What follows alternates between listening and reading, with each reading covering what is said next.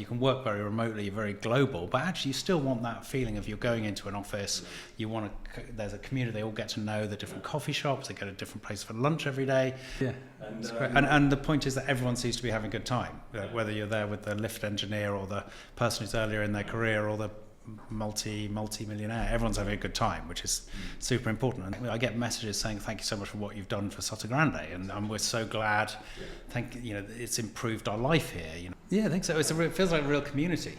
Today, my guest is Andrew Brooks, the developer behind Plaza Blanca, the once tired, graffiti-scarred commercial centre reborn as Sotogrande's design-led social hub. Together with his wife Carla, Andrew has turned an eyesore into a community asset that feels both contemporary and distinctly local. His story blends entrepreneurial grit with thoughtful regeneration, and he is now focused on how Plaza Blanca can evolve and serve Sotogrande year-round. Andrew, you're very welcome. Thanks for having me. Yeah, I've been wanting to have you here because Plaza Blanca is just across the way there from my office, and I've seen it develop over time, and really interested. But what really captured your imagination in terms of Sotogrande and Plaza Blanca? And this is a daunting development, really. I mean, it's something that a lot to chew. Tell me about you and how you got into this. Very briefly as I can. Sure. Carla and I try not to bore people too much. No. Carla and I moved to Gibraltar in 2018. Right. And in our first weekend there, our bank manager had a son going into school with my son, and so kindly offered to invite us to a Sunday lunch in Sotogrande. We knew nothing about it before then. Sotogrande. And we basically had lunch. It was lovely day. And then we drove down to Bunker's Beach Bar. And there was no problem parking. It was absolutely stunning, and we were like, "Oh my god, we have to spend more time in this place." Yeah, what is this paradise we've never heard of? So we very quickly bought a weekend home here in Sotogrande, and kicked off a life here at the weekends with golf, paddle tennis, and walking, and living the life that most of us do. Yeah, exactly. We're very fortunate. Don't tell me you got bored and then got into that. Sorry? Don't tell me you got bored and then got into Plaza Blanca. No. All right. So the kids were at school in Gib, and they now have both left school. So we kind of gradually had less and less reason to be in Gibraltar. Right. We were fortunate enough, and I mean, I'd obviously been exploring in Sotogrande. My background is property refurbishments for the last 25 years. Okay. And what I did in refurbishment was I took old buildings, it was all reform. And this was back in the UK? It started in London, and then we developed in Ireland for 6 years. Okay. And then we developed houses and hotels in Bath, a listed hotel in Edinburgh, a listed manor house hotel in Herefordshire. And then we refurbished the former American consulate in Gibraltar, which again was quite an important historic building. So we had a lot of experience in period building refurbishment. Does that mean a lot of negotiation with town halls and people that are looking at it not necessarily from the end product, but protecting what's there in the first place? Yeah, I mean that. Obviously, the great thing so when I looked at Plaza Blanca, the fantastic thing was that it looks like an old village, and it looks like an old building, but actually it's 35 years old. So for me, that history where I'd been developing quite complicated listed buildings, which structurally aren't as well built as something that was built 35 years ago, and that you've got the whole administrative process of dealing with the planning department. Not all the buildings I did were listed, but they were pretty much all old. The youngest we went was 1950, and the oldest was 1790. So, for me, looking at Plaza Blanca, it was way less daunting than a listed building. And it was kind of all there, and it was in this incredible location right in the centre of Sotogrande. Did you just bump into it when you went to the pharmacy that was there? Or yeah, I mean, a friend of mine asked me to look at a project in Sotogrande, and as part of that project, they had mentioned Plaza Blanca, and I'd only ever been to Lombardo's, and I'd seen the front of the pharmacy, and so I went for a little walk, and as we all used to be able to do a few years ago, you could get all the way into the edifice on the end, and I was just blown away by it, like the amount of property that was there. And he was better informed than me and mentioned that it had failed at auction. at quite a low number. So I was like, okay, well, if it's failed at that price, then I'll buy it. So we then started a process of trying to speak to the right people, trying to find out more about it. It was about a year in the process. So I think our timing was good. I think that there's other people who have looked at that building that has taken a lot longer than a year and they've given up.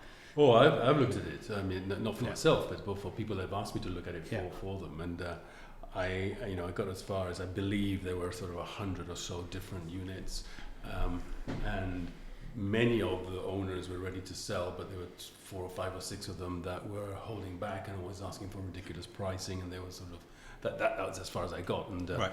It's a can of worms which is not for me, and exactly. Therefore, it took someone else that the courage to do that. But I had people asking me to investigate it, and I went to lawyers and the town hall and all that, and so I knew a little bit, but didn't. No, just too much hassle up really. Yeah. So that's what first attracted to the site, just bumping into it basically. Yeah. And then understanding that it wasn't going to be extremely expensive. I mean, I'm sure it was expensive, but not compared to where you can take it. Yeah. And therefore, it's an investment. How did you envision the whole thing? I mean, you're sitting in this. I mean, I used to call it, Beirut. It's a little Beirut. Little Beirut. It was like the windows are broken, the graffiti everywhere. Yeah. Kids would get there and do the naughty stuff in those places. The vandals, I suppose, came in. Yeah. I suspect there were vermin in there as well, and all that needed to be cleaned out. And, how did you see it?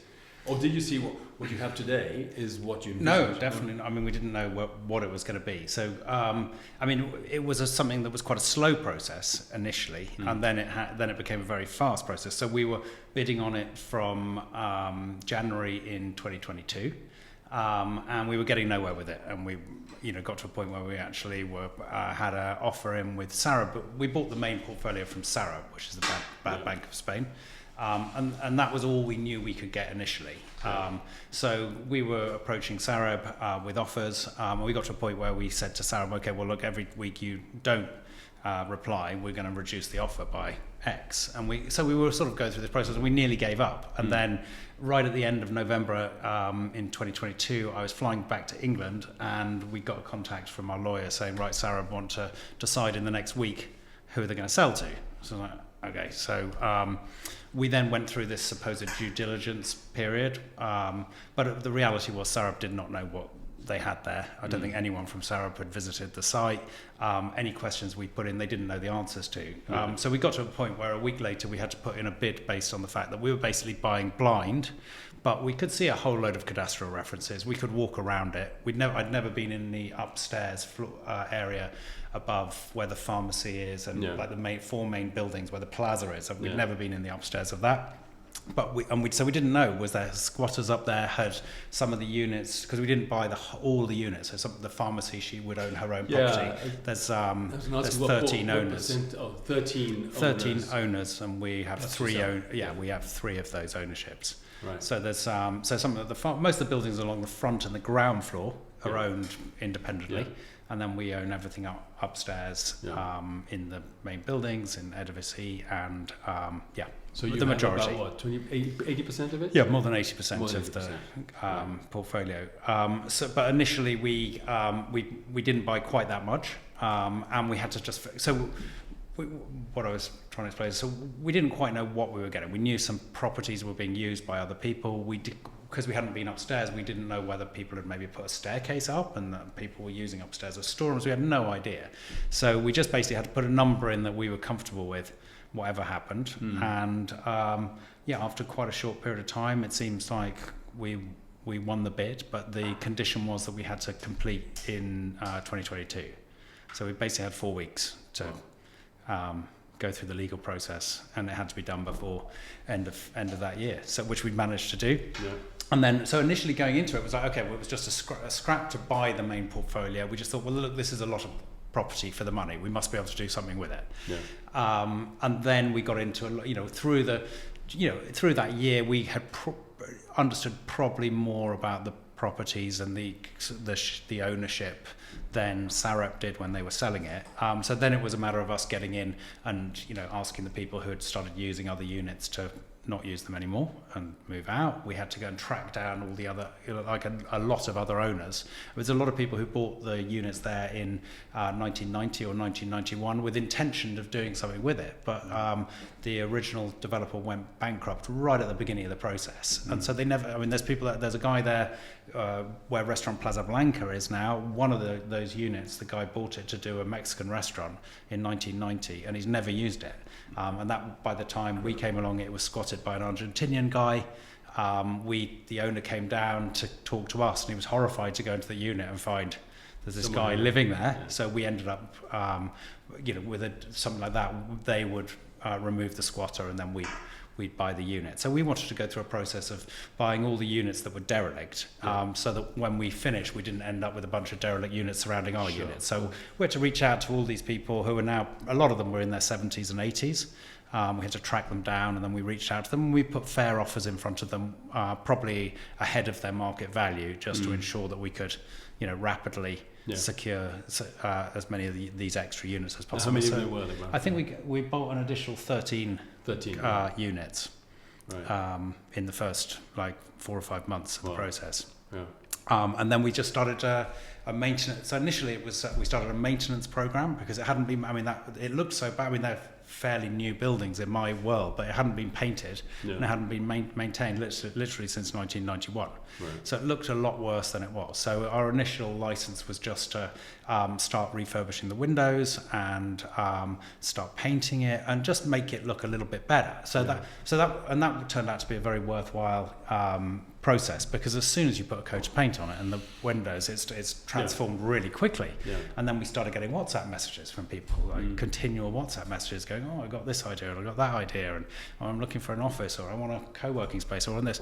So I say constant, a rate of maybe 10 people would be getting in touch a week. So before we had sort of, we were still we'd sort of dealt with the legal process, and we'd start with this initial idea. We had a concept that we'd like to do an apartment hotel upstairs and then reinvigorate the downstairs spaces, partly because we've got a couple of hotels in the UK, so we were familiar with that business, and we thought that would be a good fit for Soto, and we didn't really think there'd be enough, and probably still don't think there's enough. There's a lot of commercial space potentially in Sotogrande, and historically that hasn't been particularly well occupied. So we were a bit nervous about having too much commercial property. So the hiccups, or the bumps in the road that I could see from as being an outsider is town hall regulation, because we deal with them all the time, and it can be quite sticky. Licenses. All of that is an issue, and understanding how they work and what they want is critical. Parking, I think that's the more successful you're going to be, the more that's going to become a problem. I think the only time it's really been stressed is when you had the party. Because it's getting busy they were all out the time. Here, cars were parked all the way up and down Paseo Paniagua. The EUC, is that an issue? The community, no, they've always been pretty supportive. I mean, because what you've also got to remember is a lot of these people hadn't been paid for a long time, so we sat down with them very early in the process, and we were settled up with them and started a conversation with them. So that's always good. No, you know, going in. Exactly. They seem to like us at that point. And security, is that something that was an issue? Because as I say, it was like a place for kids to go. I suppose they went away pretty quickly. Well, because we added CCTV as a private community, so we could add CCTV, and we the reason the kids were going in because they could. There was no doors and there was no windows, so it's like a perfect playground. But as soon as you put the doors and windows in, as soon as it tidies up a bit, people don't look at it in that way. I think we had once one person came back and graffitied an area that we'd just done, but it wasn't significant. And I think now people sort of respect it and like it, and it's part of the community, so we don't really see that's a problem. And there's a large section above where the gym is and the hairdressers, which hasn't been refurbished yet, but that's all blocked off. So. No one can get into it. So I think Sotogrande is an unbelievably safe place to live anyway. So I think it was just kids having a bit of fun. There was nothing serious going on in there. Right. So, at what point did you say, "Oh my God, what have I got myself into"? Is that sort of recurring all the time? Or Yeah, well, because what you've got to, so this was licensed as commercial property in 1991. Right. So we had to catch up with the maintenance, but then, I mean, there was all the shops still operating on the front who have opened and have, operating licenses. So we decided, I mean, obviously we're just a family business, it's myself and my wife, so we needed to monetize the project sooner rather than later. So we put all the thoughts of an apartment hotel on hold, and we wanted to look at the areas where we could immediately work and achieve some rent. So I think the first people who came along were Gem Co-working Space, Aga and Kata are friends of ours, and they came along and looked at a building, and so we specifically refurbished that building for them. And they took that on super early, and then this process kept on going. So that's a private office, so they have to put in their own opening licenses, but it's a relatively straightforward thing because there was no real, I mean, you're talking about painting and decorating, it was just an office reopening. So there wasn't particularly strenuous issues with the town hall, those sort of things. Yeah, like you didn't have to put a kitchen in, or you didn't have to put in... it's not a big deal, exactly. Yeah. So with most of the units you'll see of reopening, like putting a counter in, it just means they have to put an opening license in, they pay a fee, and then they can start trading. Some of them are more complicated. So with something like the gym, we put together 3 units. And then Feathers Food and Fitness had to put in a proper planning application for that process. The same with Restaurante Plaza Blanca, it was 4 units that were all put together. So you need a significant planning application that brings everything in line with modern regulations. But a lot of it we were able just to crack on I'm with. familiar with the process because I had a coffee shop on the frontier called House Grind. Which was, the boulevard that goes up. Yeah, no, exactly. With that, you had it with Ashley, didn't you? Exactly, with Ashley, we had that thing there, and it just drove us nuts.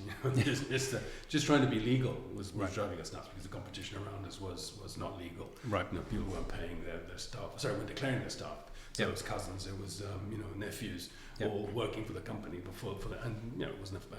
We had nine employees. Starting from 7 till I don't know what time at night, and it was difficult. So who did you collaborate with? Architects? Which builders did you use? Lots of. This is very much an effort of many people.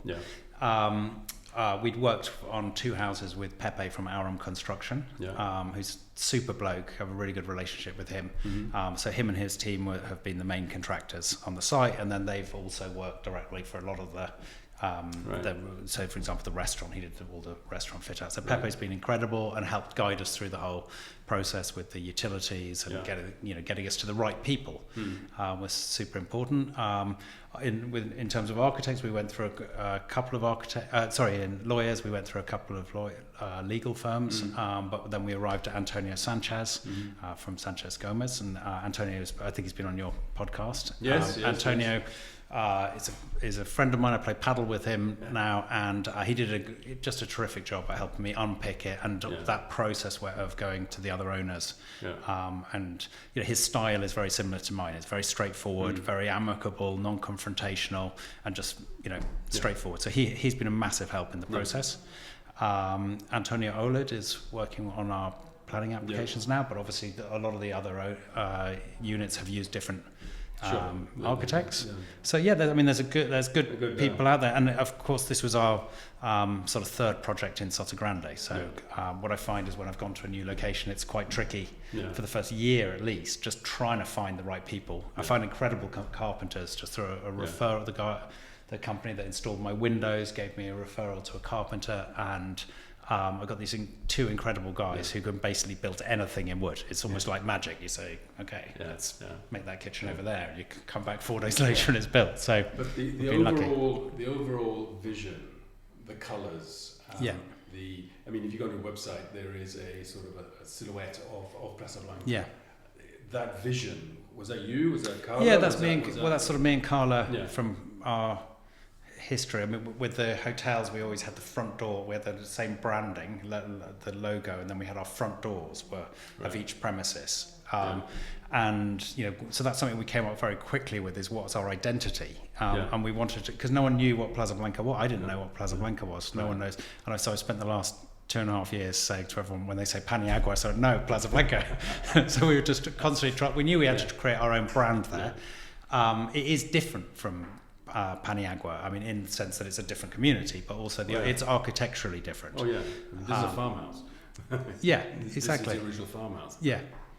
And that aesthetic, that was designed as it was designed as the original commercial centre for Sotogrande, and it was designed to look like a little white village. Yeah.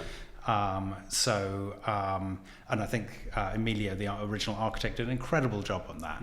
And sadly for him, never really saw it come into fruition. So hopefully we've helped his vision come to reality 30 something years later. Right.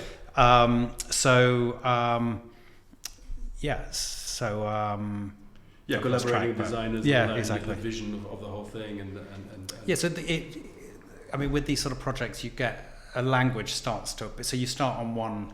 Yeah. You can't look at it all at once because it's just too much. It's too much, and it just fries your brain. So you have to break it up into segments. So there's 6 different buildings there. So you start by saying okay, and then there's a whole load of 6 different buildings, sort of separate. Yeah. The one at the back, if you include the Karma, which is the one with the dome on the end, which is actually not part of the community, but something that we had to secure in order to protect, the rest of the community.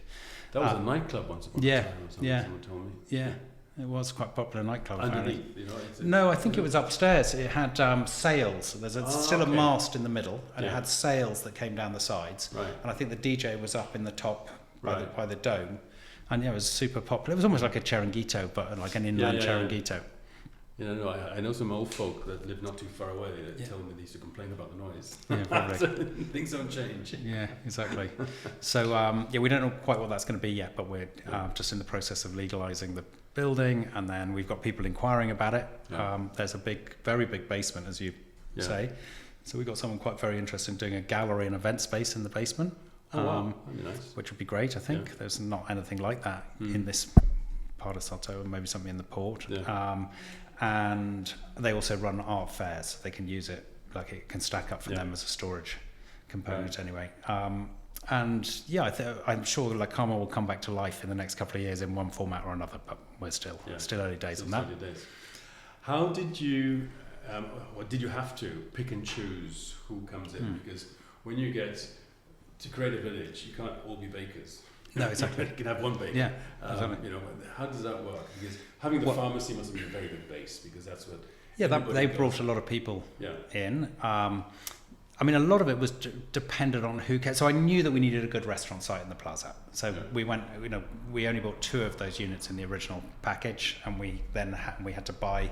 There was a bar operating in the plaza, so we had to buy them out. We had to buy the building from underneath them and then buy them out their lease. And we had to, as I mentioned before, there was another one of those buildings squatted. So I knew that we needed a real key restaurant site in there to bring it alive. The gym, Bella came to us very early, and that seemed to make a lot of sense to me, that we'd want to consolidate some units there as well. And then a lot of the rest of it was people will get in touch, and a lot of people have a dream about doing a business, but perhaps they haven't got any experience in a business. There were people who would come along with ideas which I think would be more suitable for Pablo Nuevo or Guadiaro. I mean, electrical wholesalers or something like that. It's just like, nah, you're not coming. I mean, my vision was always that Plaza Blanca was going to be the best, the little village, and it was going to be the best place in Sotogrande. So we sifted through that. You get a lot of people who come and talk to you, and then they kind of drift away. And then you get some people who you can have a real passion. And they just walk into the unit and they're like, oh, I love this. And they can start seeing their vision. And then you get very quickly into conversations with them. So then you decide who's, you just have to decide who's real, who's not real. Like a template. I need, a delicatessen. I need someone selling paintings. I want a bakery. I need the restaurant. I mean, is it like a magic formula? No, definitely not. No? I mean, it evolved. So, I mean, we started by, people wanted some offices, and they were prepared to pay good money for the offices in the ground floor. Yeah. So we were like, okay, well, we'll give you an office. And then very quickly we realised that actually someone else with a deli is prepared to pay more for that space.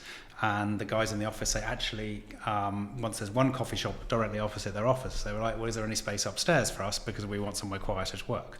Yeah. So we had this kind of trade over. Sorry for the short interruption. Just a little plug for myself. Would you please subscribe to my channel? It would be very helpful. Thank you.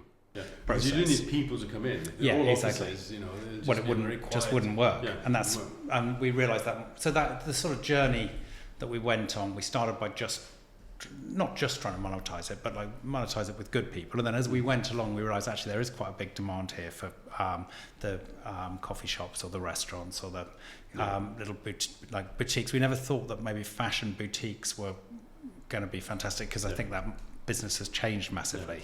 Yeah. Were you aware, or are you aware, that when, Village Verde, the Sotogrande SA, I was involved in the early days of that development, and myself and 2 or 3 other agencies were invited to come and give our opinion. Yeah. And it's called Village because they were going to create a village where they were going to do a mini Plaza Blanca. Right. So as you were going up towards the school and you go into it not their entrance, currently into La Reserva, but further up, there'll be another little entrance, and they're going to put a post office there, they're going to put a bakery there, they're going to put a coffee shop there, they're going to do that. I think that's gone now in terms of their designs, because even what they're going to do or what they were going to do is now very different, I think. Yeah. Because they've identified that mums after the school want to go and have a coffee, drop the school run, want to go and meet somewhere, but don't necessarily want to go all the way down to the port, or all the way down to the marina, or all the way down to Puerto Nuevo. So, so you fill that gap in a way. Yeah, that's what we're hoping. We're hoping to be. You did it quite well. I mean, it's. I'm sure it's taken off. Yeah, I think so. It feels like a real community. I mean, we went into this as just strictly it was a business opportunity, and we went into it with that basis. But then we've sort of found ourselves involved in a community. I mean, the number of people who contact me, I get messages saying, "Thank you so much for what you've done for Sotogrande," and we're so glad. Yeah. It's improved our life here. And of course we've got all the there's a lot of guys upstairs in the offices who were working from home, and it's sort of slightly changed their lives, being able to get out of home again. This is the post-COVID kind of world where you can work very remotely, very global, but actually you still want that feeling of you're going into an office. You want there's a community, they all get to know the different coffee shops, they go to different places for lunch every day. And so there's that community, and there's also a lot of retired people here who like to come every day, and they meet other people. They love all the events. As you've seen, the last event was nuts how many people came along. So it's turned into a little hub. I mean, and we want to just keep on emphasizing it as a little hub for the community. We want to be the old village of Sotogrande. And try and keep our standards super high. That's very important. It needs to look great, but also function great. We've got to get the right people in. Are you 100% occupied now? Or? Well, we are fully occupied in the 4 main buildings, so the ones around the plaza itself, and then upstairs and downstairs. Upstairs and downstairs.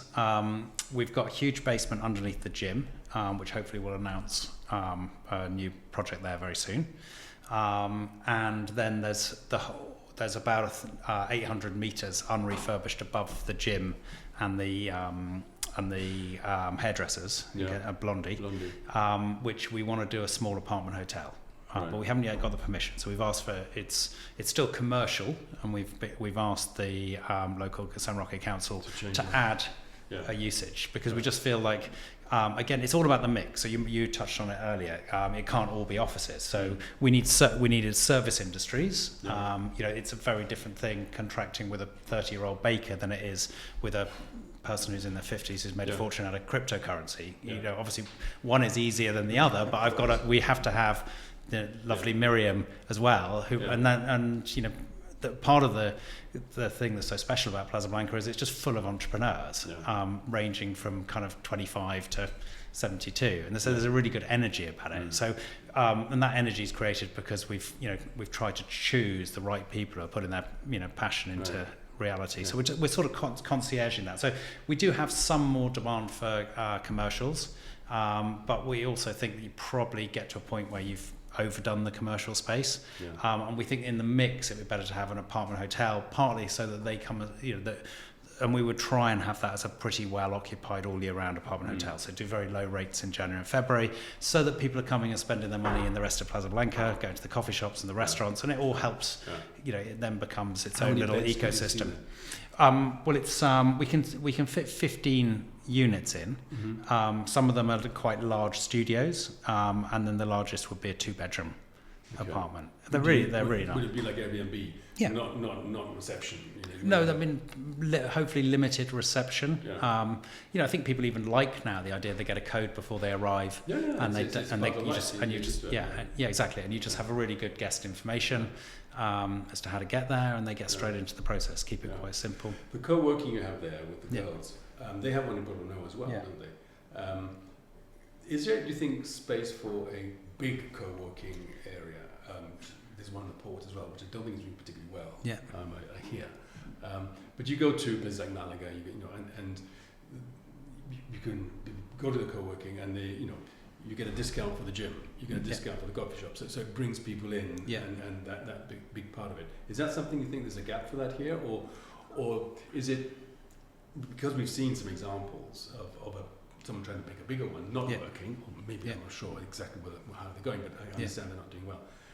The little ones maybe is okay because you just go and you get to know the 2-3 people that go on a regular basis, and that's it. Yeah, I don't really know, to be honest. I mean, we're setting this up as something that we can run an income stream for us for a very, very long time. And so we're trying to set up businesses that are relatively long term. I mean, a lot of energy goes into getting it all set up and keeping it on track, but we're trying to set up a business that is fairly low maintenance to manage, so that it can work for us for the next as long as we last. Yeah, of course. That's your pension.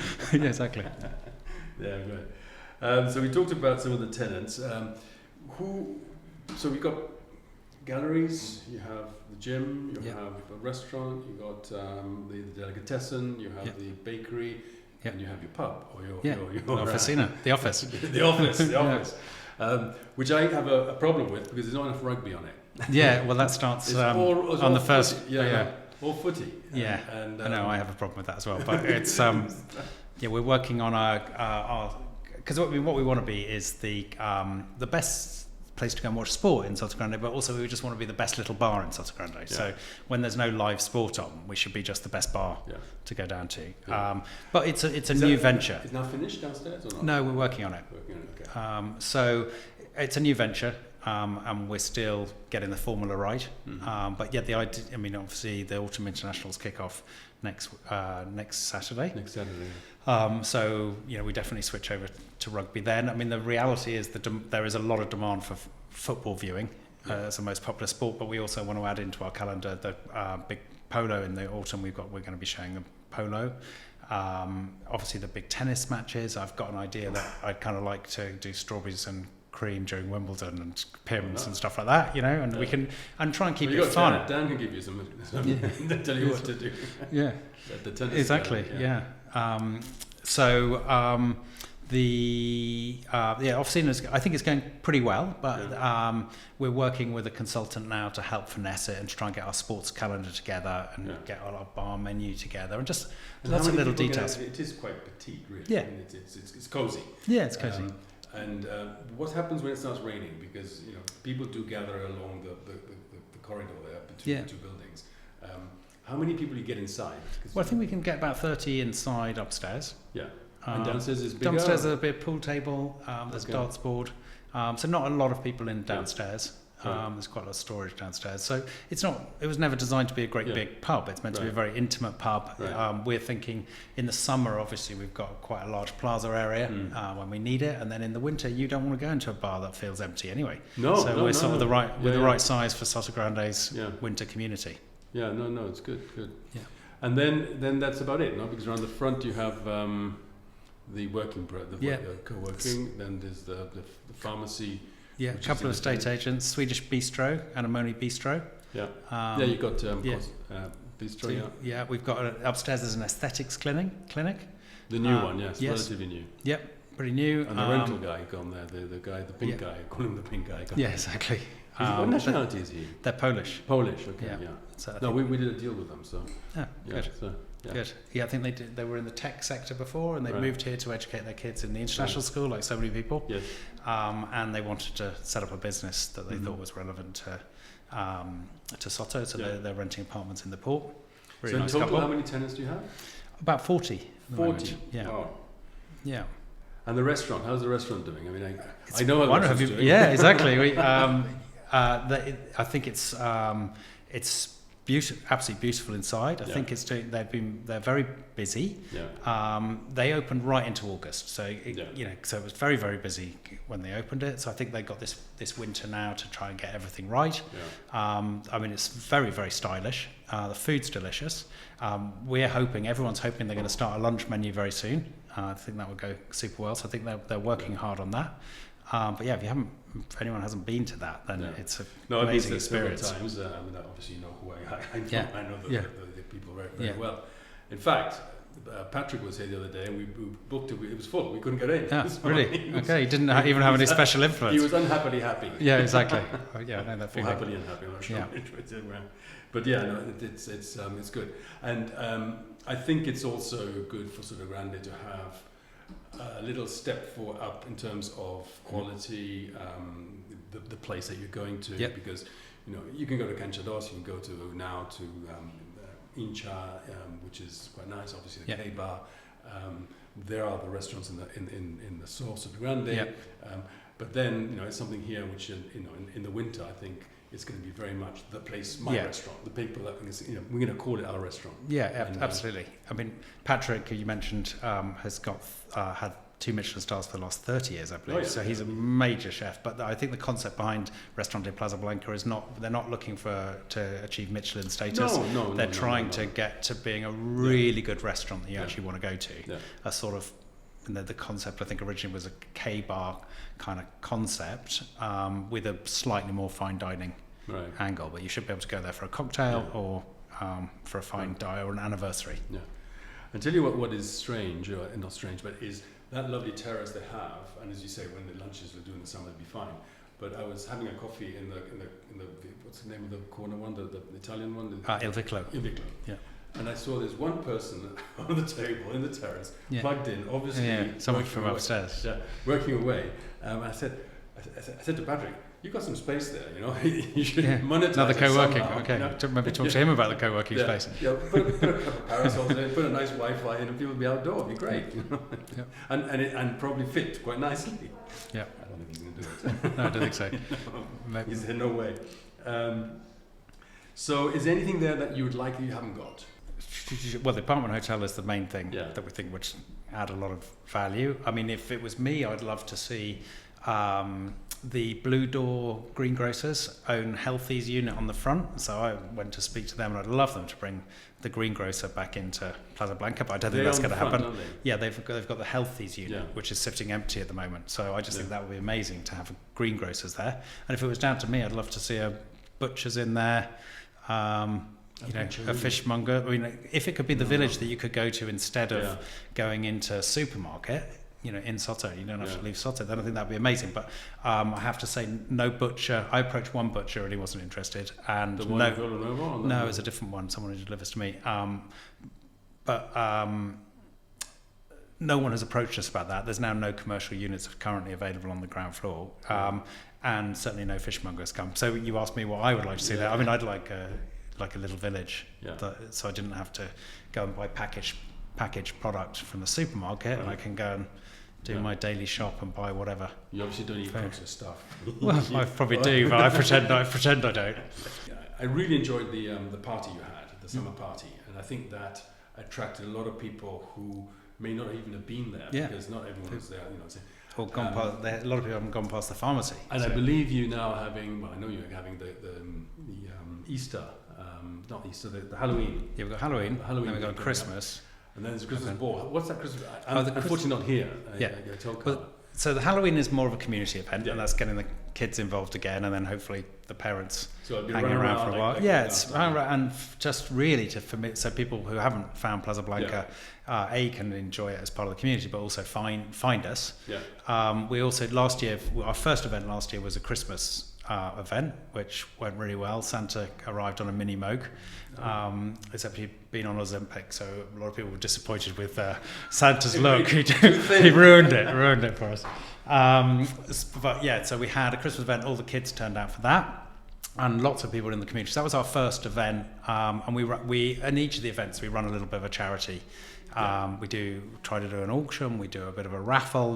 loads of people both in Plaza Blanca and in Sotogrande, and actually Gibraltar are super generous in putting gifts into the auction. So we try and support local children's charities generally. We're in the one of Carla would know better than me, but one of the next two events we're helping children in Africa, but generally we do local children's charities. So we've got Halloween, then we've got the Christmas event, and then we do an Easter egg hunt as well, which apparently was a new thing to Spain. Really? When it went, well, I don't know, a lot of people said, we've never heard of this, what's it all about? Spanish And people, exactly. And some of the kids definitely knew what it was about and turned up with rucksacks. So all the chocolate went pretty quickly. But again, it was just a good way of getting the community out. We're going to our summer party was brilliant, so that was a kind of end of summer party in the beginning of September. So we're just building up an annual calendar where we have these community events. I mean, we don't want to overdo it, but we're thinking about maybe 6 a year, something like that. And that's basically your marketing tool, because you want people to come here to the place, and obviously have good fun and everything else, but know that it's there. Yeah, get to know it. And also next time you come, if you come and have a coffee in Plaza Blanca, you'll usually bump into someone you know pretty quickly. So these events help bring more people in and give a very much a kind of warm sense. I think, as I mentioned earlier, there's a really positive energy there. I think people like being around that, and part of it is just because there's a lot of friendly, nice people in Soto anyway, and they want to feel like they're part of something, and they're down there a lot in Plaza Blanca. The 11310. I've seen that on. What is that exactly? Or is it maybe you need to get Johnny Curran on to your podcast, and he'll tell you all about that. I don't know that much about it, to be honest. But is it only Plaza Blanca? Because this is the postcode for the whole of Sotogrande. Yeah, exactly. It's going to be. I mean, to be honest, I haven't even had a meeting with Johnny because this is the sort of thing which Carla does all our marketing. Yeah. So I know we're working with them, but I think the idea is to have some sort of rewards system that they concierge and help market the businesses in Sotogrande. But I know very little about it, so you probably ought to edit that out. I saw the tile that they've done. Yeah, they've done one for Noah. Yeah. We said in the bar will be a test site for them as well. But again, I'm just not in those meetings, so we'll have another podcast then. Yeah, about that, because I think that was it. I mean, I've been marketing all my life, and so I was intrigued. And that's the first thing about marketing is make people, what is that? Well, I'm going to have to go away from this and go and ask Johnny exactly what it is. We'll do that. How do you see it evolving over the next 5 years? Just consolidating, or is it consolidating what? Yeah, I mean, there's plenty more work. So we've got the apartment hotel, which might take us some time to do. We would like, we want to speak to San Roque Council about improving the green zone in between Paniagua and Plaza Blanca, because it hasn't been managed for a very long time. And all around Plaza Blanca, it's pretty scrappy. Is that the town hall, or is it's the town community? Hall. It's the town hall. It's the town hall. Yeah, the community manages it, but the town hall own it. Right. And of course, while everything was derelict, it was just left. Right. And of course, 80% of the owners weren't paying any weren't paying their fees into the EUC. So I don't think it was a priority for them. No. So so that's an area that we would like to have an influence on planting that nicely and making it as a nice area around Plaza Blanca. It is a flood area, on the 2 days in the year that it rains badly, it does. I mean, I've seen it sort of come up and go across the car park at the bottom there in front of... I think there was an engineering project a few years ago further downstream that has stopped that happening. Okay. Because it filled the road up, the water was flooded. Yeah. Well, I mean, obviously, as I'm sure you know that all of the rainwater in Sotogrande is meant to be managed outside of sewers. So all these green zones that go all the way through Soto are designed just to dump the rainwater onto. So with the green zones around Soto, one of them has the stream in it at the front, which is actually quite deep. And certainly since I've been following it in 2022, when we had those horrific storms, I've been going down and never was that breached.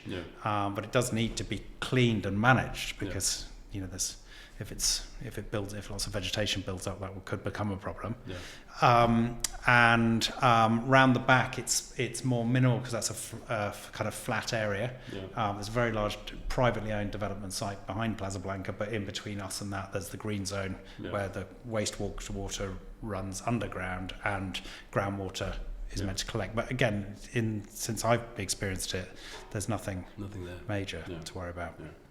No, because the relationship with the EUC, the town hall, and generally is I'm not sure whether it's good, bad, or indifferent, but if you just take the example of, remember the road going up to the hotel was washed away. Yep. That took how long to be fixed? Because of people pointing, you pay, I pay. You had to negotiate fixing the road. I mean, that was horrific. I mean, if you lived in the F zone just above there, you had to go all the way up to the school, all the way across, and all the way down. Yeah. And sometimes things get sticky. All the conversations we have with the town hall and the local community are all very positive. Yeah. They really like what we've done there. I think everyone realises this has created jobs, it creates tax. This is not big business. This is lots of small businesses paying their way in the system. Yeah. So all of the language is very positive towards helping us in the future and to achieve our goals with the apartment hotel and hopefully improving the parking situation around here. But at this stage, we're talking, but there's nothing firm. But things take time. It'll evolve, I'm sure. Yeah. So Sotogrande, I've set up this podcast for the community. I get anyone who wants to come on really to talk about community and the life in Sotogrande. How do you enjoy Sotogrande? Well, I mean, it's. You mentioned when you first came, you went to Bunker Beach there, had a beer, said, wow, we're in a new little heaven even, and therefore you chose to be here. Yeah. What is it that you have here that you didn't have where you came from?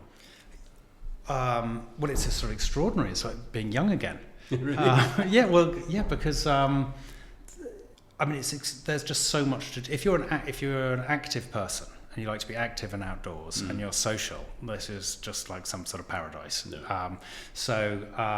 For me and Carla and our kids, we all try and do some sort of activity every day with golf, tennis, paddle, go for a big long walk. Kids the same, gym, they go running if they've got nothing else on, and it's just totally there for you on your plate. There's always someone here to play with, whereas we came from Bath before Gibraltar, and most people kind of have real jobs, don't just go to the office either. And even if you have a real job here, I mean, I guess I've sort of got it's not a real job, but I've got something that takes up some of my time, but I can still do a full day's work and be on the golf course at 3:30 in the afternoon and play around a golf, hang out with friends, or most nights I can be found in Manolo's racket centre after work, one WhatsApp message and I can do an hour and 45 minutes of running around and then sit and have a social time afterwards. I mean, I'm not wasting any time on commuting. I'm not wasting any time on parking or money. So I think there was a perception, and I guess I don't know Sotogrande before it started really changing. I mean, I came here in late 2018, and COVID has changed it massively. The number of kids who came back and the number of people who have moved here, I mean, the numbers in the international school speak for themselves. So I think a lot of people have discovered it through that and decided, no, this is where they want to stay. So there's just lots of people around. I think maybe even 10 years ago, you'd know better than me, it would have been very much a retired population off season, a lot less to do and maybe a little bit boring, whereas now there's you get the most interesting people who from around the world have achieved incredible things who land in Sotogrande for 6 weeks a year, and then you've got people who live here who have serious jobs in London, and a lot of guys from the Netherlands and Germany and people from America who've decided to make this place home because of the technical revolution has allowed them to do that. So it's just it's the most fun place to live, and just constantly surrounded by interesting people who want to play games generally. Who want to play games, yes, and it's a leveler because sport, you can be very wealthy or not so wealthy, but you still have to hit the ball straight or hit it across the net. You're all in your sweaty paddle gear at the end of the day. It's a leveler. And the point is that everyone seems to be having a good time, whether you're there with the lift engineer or the person who's earlier in their career or the multi-millionaire. Everyone's having a good time, which is super important. And there's some places I've lived where it feels like there's a bit bigger divide in society. The weather, I think, is spectacular, and that's what I think attracts a lot of people to it in the first place anyway. Yeah. And I would say now that because of what's happening in Eastern Europe, we're getting a lot of Eastern Europeans coming here, but Eastern Europeans who psychographically are the same as you and I. In other words, they want this lifestyle. They think in the same way, and it's not. It's it can be different socioeconomics levels, but this is like psychographically they want the outdoor life. They want. They don't want blingy stuff. They don't want that sort of thing, which is great. Which is nice. We're right at the end of October and it's 30 degrees today. Beautiful blue sky. Yesterday, 28, 25, 30. Yes, it will be 30 again. If there's one thing you could change at Sotogrande, what would it be?